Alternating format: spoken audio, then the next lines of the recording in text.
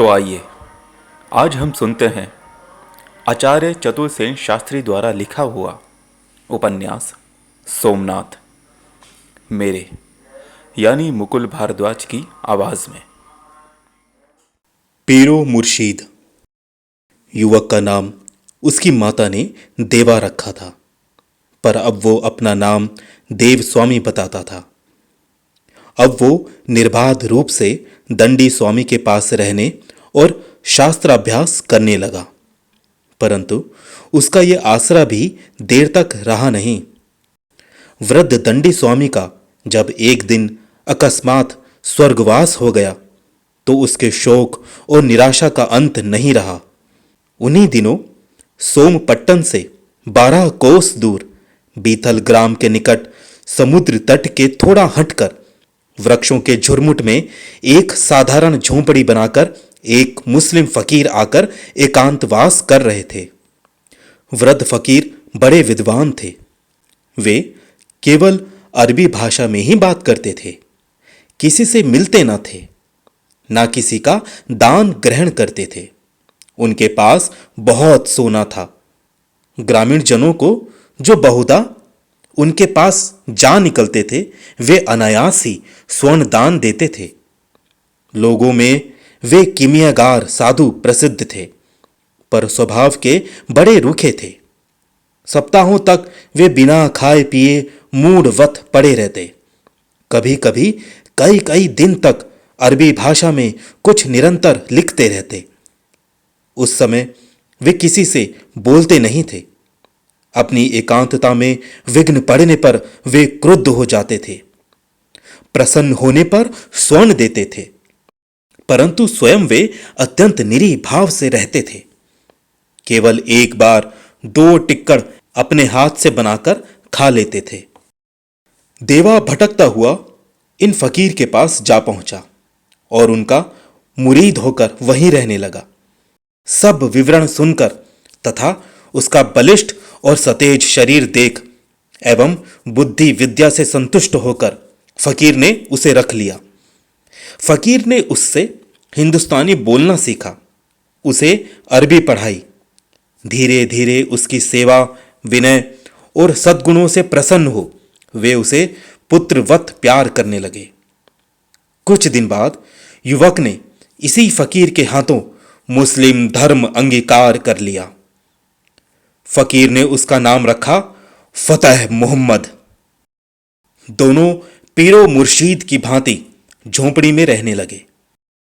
ये वृद्ध मुस्लिम फकीर वास्तव में गजनी के विख्यात विद्वान अल बरूनी थे, जो अमीर के आदेश से सोमपट्टन की गतिविधि देखने छद्मवेश में यहां आ बैठे थे। मुसलमान होने पर युवक को भी यह भेद खुल गया। छद्मवेशी सुल्तान का आना और पीर के साथ अगम अघोर वन जाना भी उससे छिपा नहीं रहा। अघोर वन में जाकर भी जीवित लौट आने पर उसकी श्रद्धा पीर पर बहुत बढ़ गई। वो अचानक से अत्यंत विमूढ़ हो गया। अवसर पाकर शोभना के प्रति अपनी आसक्ति भी उसने पीर को बता दी। कुछ भी नहीं छिपाया। वृद्ध फकीर ने उसे आश्वासन दिया, धीरज धर, वक्त आने पर शोभना तेरी होगी, लेकिन इसके लिए तुझे तलवार की धार पर चलकर उसके पास पहुंचना होगा। इतना कहकर फकीर ने एक बहुमूल्य विकराल तलवार युवक को दी। युवक ने तलवार मस्तक से लगाकर चूम ली। फकीर ने खुश होकर कहा, अब तू अपने को अमीर का एक सिपह सालार समझ और हर तरह अपने को इस योग्य बना। इतना कहकर फकीर ने उसे बहुत स्वर्ण देकर कहा, घोड़ा और हथियार खरीद और सिपह सालार की तरह रहे। फतेह मोहम्मद खूब ठाट बाट से रहने लगा। वृद्ध फकीर जैसे प्रौढ़ विद्वान थे, वैसे ही तलवार के धनी भी थे। उन्होंने युवक को घुड़सवारी और तलवार के फन में कुछ ही दिनों में अद्वितीय बना दिया। वो पक्का योद्धा और शहसवार बन गया तथा उस दिन की प्रतीक्षा करने लगा जब इन घमंडी हिंदुओं की छाती को अपनी तलवार से चीरकर अपनी प्रियतमा शोभना को प्राप्त करेगा।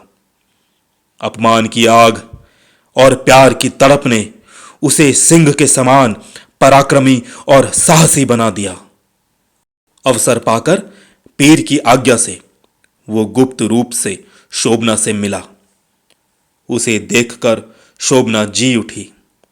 उसके बहुमूल्य वस्त्र, शस्त्र और अश्व को देखकर आश्चर्य से विमूढ़ हो गई। उसने कहा, यह सब उसके पीर की महिमा है। उसने ये भी बता दिया कि वो मुसलमान हो गया है और शीघ्र गजनी के सुल्तान की रकाब के साथ रहकर वो सोमनाथ का भंग कर इसी तलवार के जोर पर शोभना को लेकर रहेगा। उसने ये भी कह दिया कि वो अमीर गजनी का एक सिपह सालार है। शोभना कुछ समझी, कुछ नहीं समझी। वो उसकी बातों से भीत चकित भी हुई, प्रसन्न भी। वो इस बात पर सहमत थी कि उसके साथ पति पत्नी की भांति जैसे भी संभव हो वो रहे।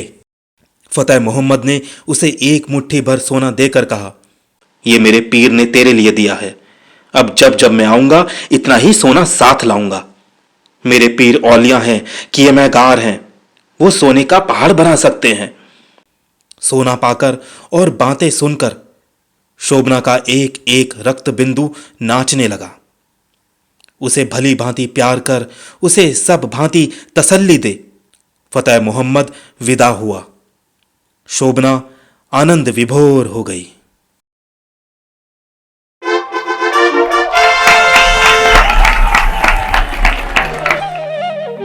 तो श्रोताओं, आप सुन रहे थे आचार्य चतुर सेन शास्त्री द्वारा लिखा हुआ उपन्यास सोमनाथ का भाग 15 पीरो मुर्शीद। धन्यवाद।